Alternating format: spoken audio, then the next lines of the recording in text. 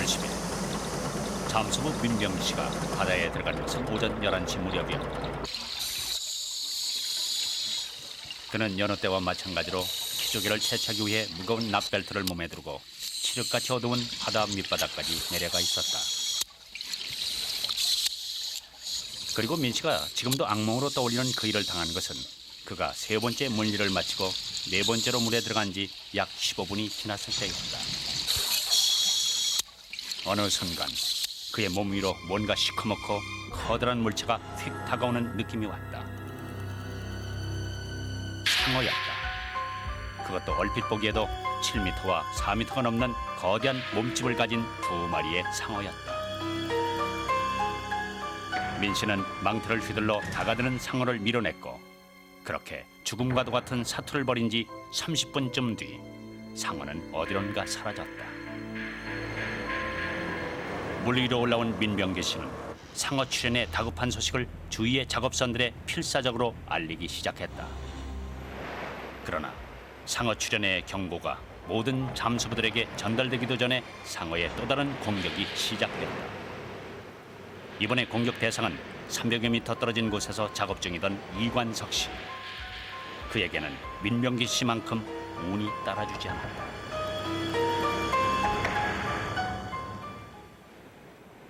서해에 식인 상어가 나타났다는 소식이 전해지자 제일 먼저 찾아온 사람은 미국에서 상어 수중 촬영 전문가로 활동하는 송호진 씨였다. 그다음에 이제 이쪽 부위를 물어서 이걸 집중적으로 물은 것 같습니다.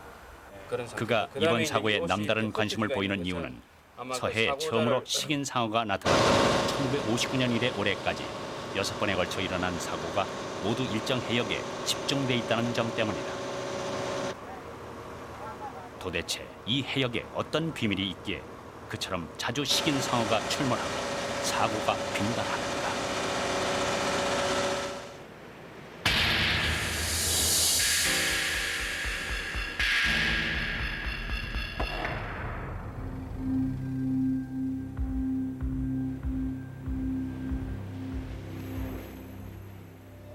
송호진 씨는 1974년 처음으로 스쿠버 다이빙을 시작한 이래 각종 다이버 자격증을 따면서 20년 넘게 수중 촬영을 해오고 있다. 현재 그는 다이버 강사를 양성하는 트레이너로서도 활동하고 있는데 이 자격증을 갖고 있는 사람은 전 세계에 200명에 불과하다.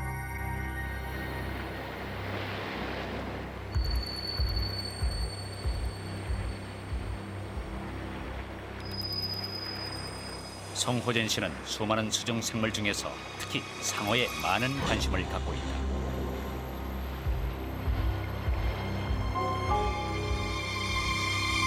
그가 촬영한 상어만도 20종 이상. 위험한 고비를 넘기면서도 상어 촬영에 빠져드는 이유는 상어는 알면 알수록 신비로운 동물이기 때문이다.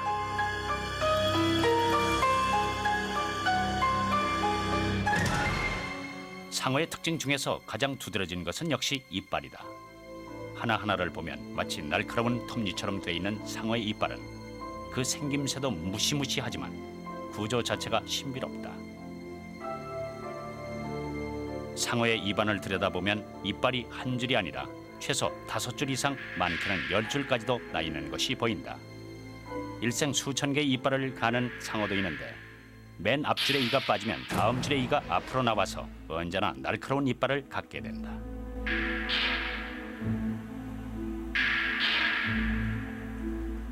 상어의 피부는 덴티클이라 불리는 마치 이빨처럼 생긴 작은 돌기로 덮여 있는데 만져보면 샌드페이퍼처럼 꺼끌꺼끌하고 단단한 느낌을 준다.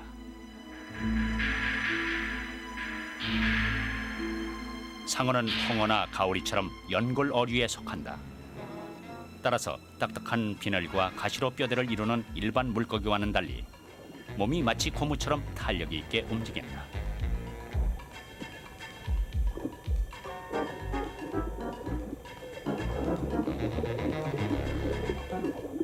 또한 상어는 청각과 후각이 특히 잘 발달되어 있다. 상어는 수백만 방울의 물속에 섞인 단 한 방울의 피냄새도 감지해낼 수 있다. 상어는 바닷속 환경에 가장 잘 적응했고 4억 년 이상을 바다의 패자로 군림해왔다.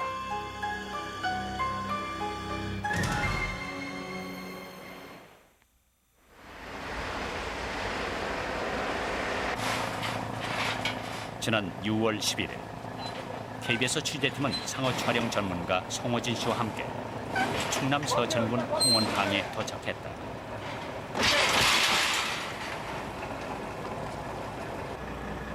취재팀은 이곳에서 직접 상어를 유인해 보기로 했다. 수중에서 포악한 성질의 상어를 찍는 데 필수품인 철창과 상어를 유인하는 데 필요한 미끼도 준비했다.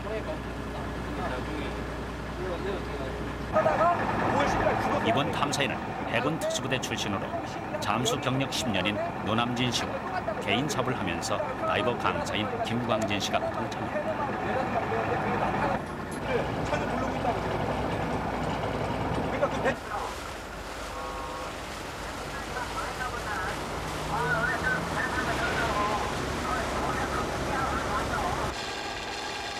첫 목적지는 연도에서 3.5마일 떨어진 곳으로 수심은 약 20m. 이곳은 86년과 지난 5월 두 번에 걸쳐 상어의 공격이 있었던 지역이다. 피조개 작업하던 사람, 그 사고 지점. 오래 그럼 선생님 이쪽에서 뭐 이렇게 큰 포유 동물 같은 거 본 적이 있습니까? 뭐 고래라든가 물개라든가 그런 종류들. 이쪽에서는 뭐 고래 종류, 예. 그런 것이 약간 비치고. 아 보이기는 보입니까? 예. 약간.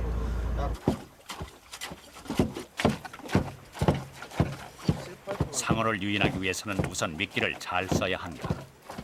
상어의 종류가 많은 만큼 각 상어마다 식성도 다르다.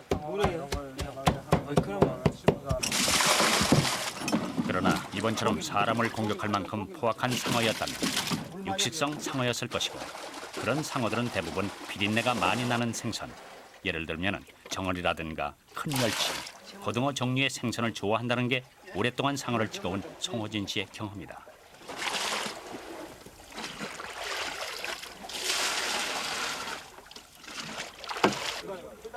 그렇다면 민병기 씨를 공격했던 상어는 도대체 어떤 종류의 상어였을까? 15분 정도 이제 작업을 하던 중에 그 상어를 만났어요. 예, 한 마리는 한 7m 정도 되고 한 마리는 4m가 넘는 것 같고, 배는 하얗고 회색 계통의 이제 등 위로는 반은 하얗고 반은 이제 회색 계통이 있고, 식인상어일종이죠. 색깔이 요래 색깔이 저런 식이에요. 색깔이 저런데 배 밑에는 하얗고. 배 밑에는 하얗고. 예, 이빨 같은 그런 거는 우리가 보니까 이빨은 이 톱이빨이 매로 막 까끌까끌해 이렇대요. 네. 이빨이. 이빨이 까끌까끌하게 있는데 이게 굉장히 크대요. 뭐 상어도 우리가 보니까 눈으로 볼 때는 굉장히 보통 한 5m. 현재까지 보고된 370종의 상어 가운데 사람을 공격할 만한 상어는 10여 종에 불과하다. 대부분 상어들은 인간이 나타나면 오히려 멀리 달아나 버리는 경우가 많다고 한다. 그렇다면 서해에 나타난 상어는 어떤 종류였을까? 송호진 씨는 가능성 있는 상어로 우선 4종류를 꼽았다.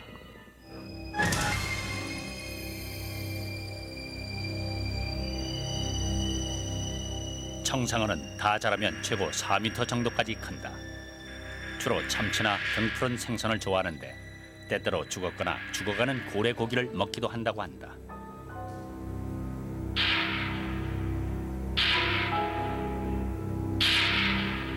성질이 상당히 공격적인 위험한 종류로 분류되지만 청상어가 인간을 공격하는 경우는 인간이 먼저 도발을 하거나 흥분했을 때라고 한다.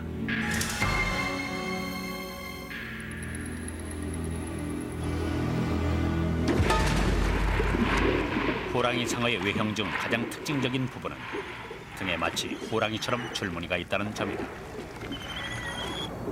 다 자란 호랑이 상어는 길이 5.5m에 무게는 무려 750kg이 넘을 경우도 있다. 호랑이 상어는 주로 흐린 물에 잘 나타나는데 최근 몇 년 동안에는 홍콩 쪽에서 자주 나타나 인간을 공격하기도 했다.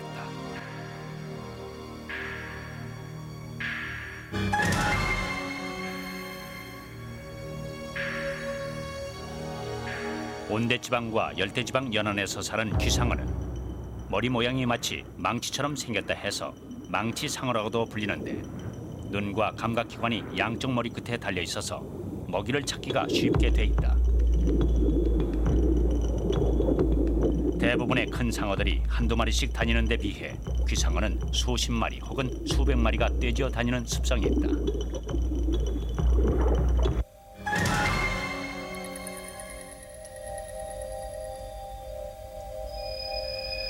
백상어는 모든 상어 종류 중에서 성질이 가장 포악한 것으로 알려져 있다. 배 밑부분은 하얗고 등이 검푸르거나 회색인 것이 특징이다. 다 자란 백상어는 길이가 6m, 무게가 무려 1,400kg을 넘는 경우도 많다. 송호진 씨는 여러 가지로 종합해 볼 때 지난번에 사고를 일으킨 식인상어는 바로 이 백상어였을 가능성이 높다고 추정했다. 백상어는 이제 그 덩치가 크고요. 상어 중에서도 그 아주 좀 포악하고 또 먹이 섭취를 그 포유류만 하고 있습니다. 예, 제가 그 볼 적에는 적어도 그 백상어 종류가 사람을 물은 것 같아요. 그 상처 부위라든지 그다음에 그 유품을 볼 적에는 그런 관계가 있고요. 또 그다음에 최근에 송호진 씨는 상어가 조류를 거슬러 이동한다는 점을 감안해 미끼를 뿌렸다. 그러나 몇 시간이 지나도록 상어는 나타날 기미가 보이지 않았다. 그렇게 기다린 지 이틀째 되던 날 뭔가가 나타났다. 나왔다. 같은 진행 방향으로. 나왔어. 찍었지? 여기 저또 계속 나온다. 진행 방향으로. 조금밖에 안 나오네요. 저 정도뿐이 안 나와요. 진행 방향 나왔다. 좀 이 배를 한번 쫓아가 볼까? 조금씩 빼요.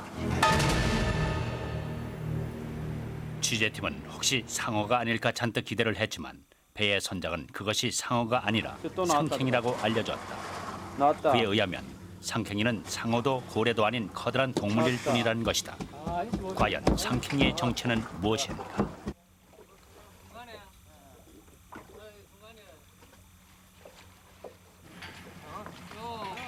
상어를 기다린 지 사흘째 되던 날 송호진 씨가 직접 바닷속에 들어가 보기로 했다. 과연 이 지역의 상어의 서식에 적합한지를 확인하기 위해서야.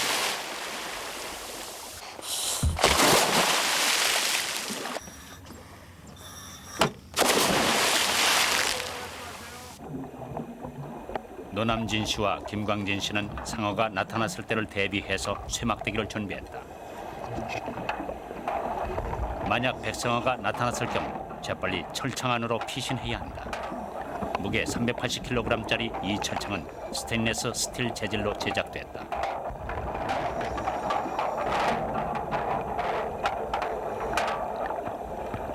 아무리 힘센 상어라 해도 철창을 물어뜯지는 못하기 때문에 포악한 상어, 특히 백상어를 찍을 때는 이 철창이 반드시 필요하다.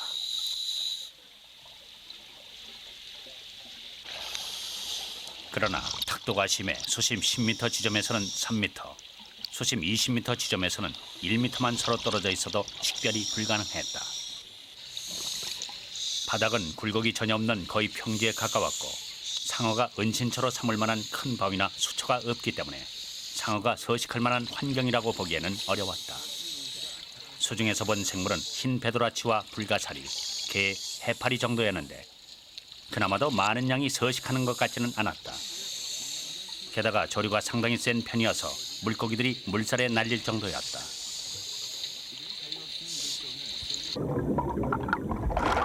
결국 지난 5월 10일 희생자를 낸 연도 앞바다는 상어의 서식지로 보기 어려웠다. 그렇다면 이 지역에서 사고가 났던 것은 우연이었을 수도 있었다.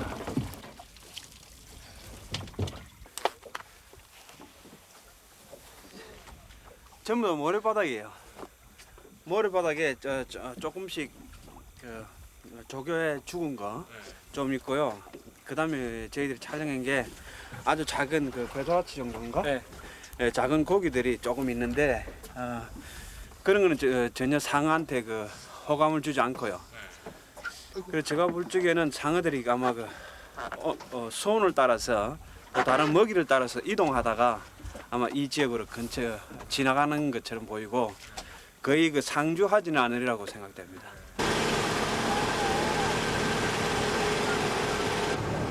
결국 연도 부근에서 상어를 보는 일은 실패로 끝났다. 그렇다면 왜 이 해역에서 86년과 96년 두 번에 걸쳐 똑같은 사고가 일어났을까?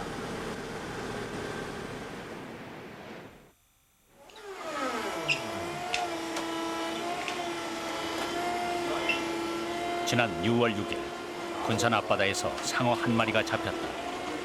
연도 부근에서 잠수부 이관석 씨가 사고를 당한 후 약 한 달 만에 잡힌 상어였다. 상어는 서산의 한 냉동 창고에 보관돼 있었는데 취재팀은 이 상어가 어떤 종류의 상어였는지 궁금했다.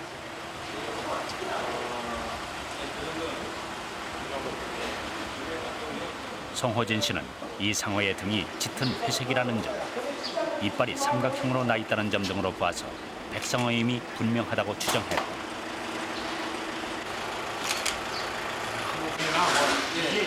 다만 성체가 된 백상어가 6m 이상인데 비해서 길이가 약 3m 정도인 것으로 봐 아직 다 자라지 않은 어린 백상어로 보는 게 옳다는 것이다.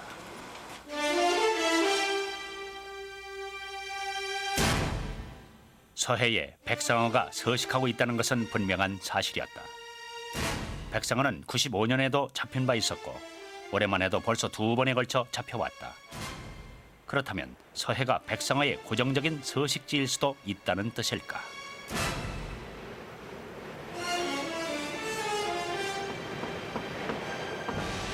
상어의 사람 공격은 왜 특정한 시기에 특정한 지역에서만 반복되는 것일까?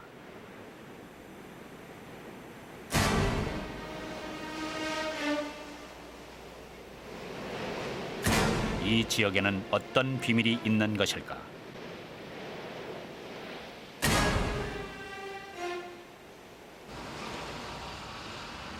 한국해양연구소의 유재명 박사의 추론은 이렇다.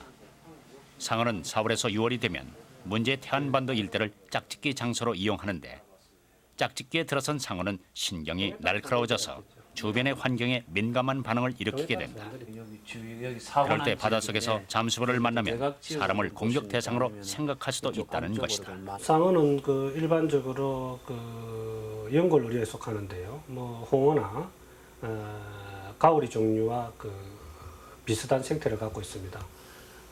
뭐 그러한 그 주변 해역의 목격자들이나 또 학자들 이야기에 의하면은 그쪽 주변에서 그러한 그 알들이 많이 또 발견이 되고 있고, 또한 사고 당시에 그 같이 조업을 했던 사람들의 그 이야기를 들어보면은 그 상어가 그 두 마리가 같이 다닌다라는 이러한 그 상황을 또 목격한 게 또 확인이 되었고, 일반적으로 상어가 수정할 때는 항상 그 암수 두 마리가 같이 오랜 기간 동안 그 다니기 때문에 제가 볼 때는 그러한 여러 가지 상황으로 봐서 거의 그쪽이 그 수정을 하는 그러한 장소로서 이용하고 있지 않나라는 게 제 생각입니다.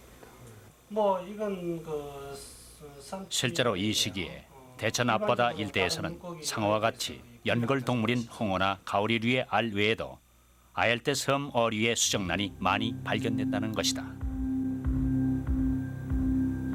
상어가 서해안에 출몰하는 또 하나의 변수는 수온이라는 얘기도 있다. 해마다 봄철이 되면 북반구의 온수대가 점점 북상하는데 이때 상어가 수온을 따라 북쪽으로 이동할 수도 있다는 것이다. 백상어가 서식하기에 가장 알맞은 온도는 섭씨 7도에서 18도 정도라고 한다. 그런데 우리나라 서해안의 수온을 보면 2월에는 5, 6도 정도이던 것이 4월이 되면 7도, 5월에는 11도, 그리고 6월에는 18도까지 올라가서 백상어가 서식하기에 좋은 온도가 된다는 것이다. 영화 조스의 주인공으로 잘 알려진 백상어는 대부분의 상어와는 달리 체온을 조절할 수 있는 특성을 갖고 있다. 그것은 그만큼 민첩하게 움직일 수 있다는 뜻이고 먹이를 잡을 때 매우 유리하다는 것을 의미한다. 백상어는 바다 표범을 한 입에 삼켜버릴 수 있을 만큼 큰 포식동물인데 먹이를 향해 한 번에 내리치는 힘이 마치 자동차 열대의 무게와 같다고 한다. 그리고 먹이를 공격하는 동안 수면 위로 머리를 내놓는 몇 안 되는 상어 가운데 하나다. 백상어는 먹이를 먹을 때 잇몸이 앞으로 돌출을 되는 특이한 현상이 일어난다. 이빨은 삼각형으로 역시 톱니처럼 뾰족뾰족하게 날이 서 있고 먹이를 한번 물면 절대 놓지 않는다.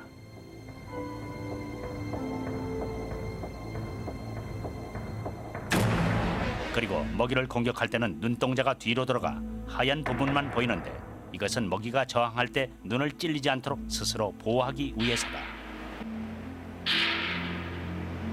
백상어의 또 하나의 특징은 코가 위로 뾰족하게 나와 있어서 먹이를 쉽게 물 수 있게 돼 있다는 점, 그리고 꼬리 지느러미의 위아래 갈래가 대칭으로 돼 있다는 점이다.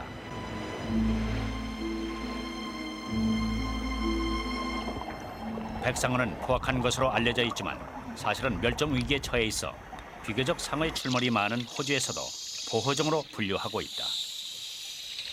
그런 백상어가 어떻게 해서 우리나라 서해에 자주 나타나게 됐을까? 취재팀은 이번에는 지난번에 탐사했던 연도에서 좀 더 북쪽으로 올라가 삽시도 부근을 탐사해보기로 했다. 삽시도 부근에는 고래류가 좋아한다는 까나리라는 큰 멸치들이 많이 보였다. 물의 탁도는 앞서의 연도 쪽보다 훨씬 나빠서 앞을 보기가 어려울 정도였지만 수중 생물은 종류도 더 다양하고 양도 많았다. 취재팀이 굳이 이 지역을 다시 한번 탐사해보기로 한 이유는 무엇보다 6건의 사고 중에 4건이 일어난 사고 발생 집중 지역이기 때문이었다. 이곳 일대에서는 크고 작은 상어들이 자주 그물에 걸려 잡히기도 한다.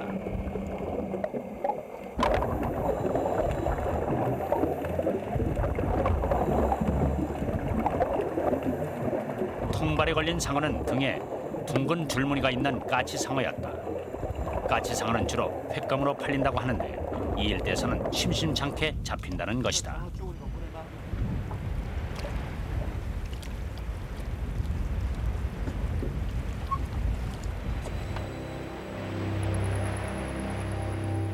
일단 수중 상태로만 본다면 상어가 나타날 가능성은 앞서의 연도보다 확률이 더 높았다. 이번에도 미끼를 던져보기로 했다.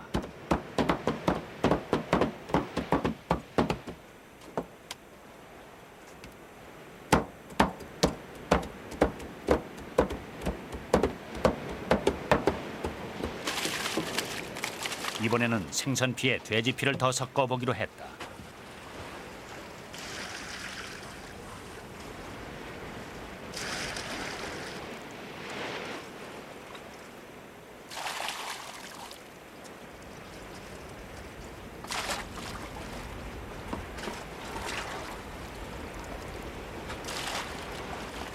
그렇게 미끼를 던져놓고 기다린 지 이틀째 되던 날.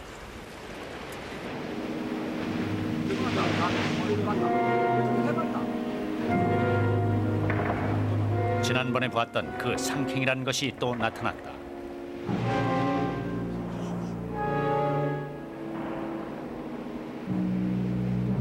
상캥이는 꽤 여러 마리가 눈에 띄었는데 가까이서 보니 마치 돌고래 같아 보였다. 그러나 현지 주민들은 그건 단지 상캥일 뿐이지 돌고래가 아니라고 주장하고 있었다. 취재팀으로서는 서해에 고래류가 많이 살고 있다는 사실이 새로웠으나 주민들에게 이 상캥이는 오히려 어망이나 찢어놓는 귀찮은 존재로 여겨지고 있었다. 상캥이 같은 종류, 그러니까 그 바다 포유류 종류는 뭐 자주 보십니까? 여기 왔다 갔다 하시면서? 예, 그것은 뭐 겨울에만 빼놓고 보기는 보는데 그것도 4월, 5월경이 최고 많아요. 상캥이 종류가 예. 많이 잡힙니까? 잡히는 것은 그다지 많지는 않아요.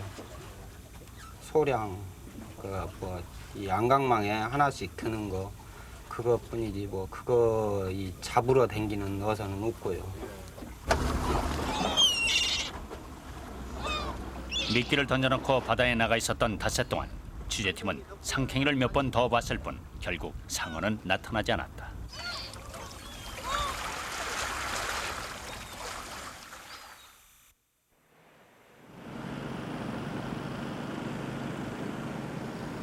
취재팀은 상어를 기다리는 도중에 봤던 상캥이라는 동물에 대해 관심이 갔다. 이곳에서 흔히 볼 수 있는 상팽이라고 부르는 그것이 만약 돌고래라면 그 돌고래와 상어 간에 어떤 연관이 있을지도 모른다는 의문이 들었다.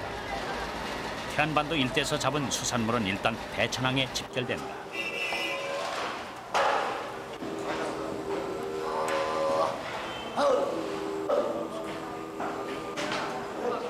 서해에서 잡힌 생선들은 생각보다 다양했다.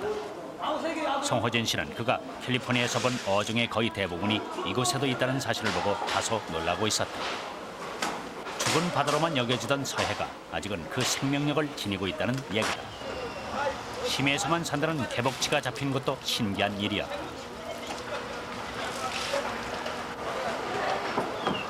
그러나 여기서 잡힌 어종 가운데 가장 눈길을 끄는 건 역시 상팽이였다.